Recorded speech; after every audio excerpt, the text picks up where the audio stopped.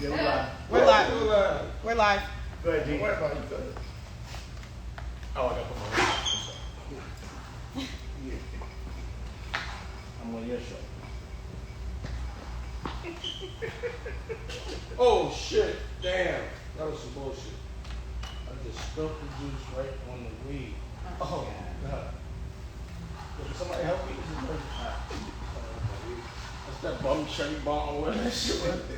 You keep bringing that bum weed. You know that shit is not it, man. Yeah. Alright, mics are on. I can drink? Everyone? It's on with you. Yeah, no problem. No problem. Is there a green light on the mic? Is there a green light Can on you the check? Yeah, Okay, yeah. you're good. Green light, you're good. Alright, we're rolling.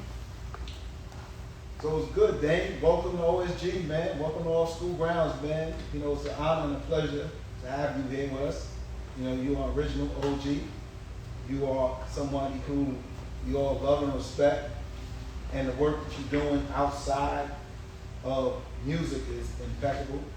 But I know in the past couple of days, we got a chance to spend a lot of time with you. You've been extremely hospitable, but at the same time, you've been extremely passionate about education and principals and kids and teachers and things like that. So, you know, I just wanted to just, start off there and talk a little bit about, where did that come from, man? Where did that passion and love for educators come from?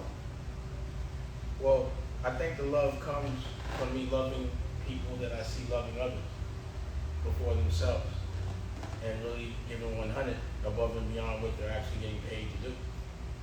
You know, so like my experience with education wasn't so positive for me because as an adult, I don't feel that the things that they were teaching me were going to benefit me. And I'm really happy at the fact that when they were saying things that didn't make sense, that were illogical, I went the other way. And as a result, I've been able to be my kind of happy.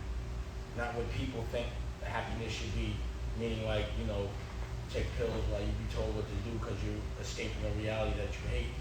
I've started to notice that most people that I come across that aren't in my bubble are actually taking medicine for depression. And when I was talking to the principals and I'm seeing how hard they fight and how passionately the things they want to do, the things they do, that they're not given the facilities or people aren't helping them do, the things that they ask for that they know they're not going to get. I just believe that the education that's been implemented has been meant to control us. It's been meant to prepare us for jail or a job, the 2 J's. I walk into a school and it reminds me of a courthouse and it reminds me of central booking. The way the lights are dimmed, the way the bricks and the paint, and it just all seems strategic. And then when I look at the things that I use today, I wasn't taught how to be an entrepreneur. I wasn't taught how to lobby for a law. I wasn't taught how to grow food. I wasn't taught about the things that would harm me. And I remember the history I was taught. It was a history that made me feel like I was number 2. I remember being taught by a white person that I could never be the president, that a black man will never be the president. I was taught that shit. So when I actually was able, when Blaze called me and said, come get on the Zoom, and I didn't know what it was, and I saw it. At first I was very aggressive about, I don't like education. But it wasn't their fault. And I hated the fact that the things that they wanted to do for the children, that they had to be scared to do. And now, I'm more aggravated than anything because I got to know these people, and I'm hearing them being prepared to risk their life and their family's life to educate people for an education that's only meant to fucking hurt us.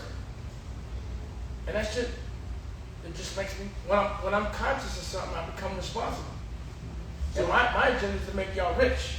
So then, what was it about these principals that you spent quite a bit of time with them over the past, 5-6 months, especially around the pandemic, where they really did need a shot of adrenaline, a boost of them, of their morale, boost in every aspect of life for them. What was it about principals, school leaders, especially the black principals, that you really became so passionate about when you spoke to them?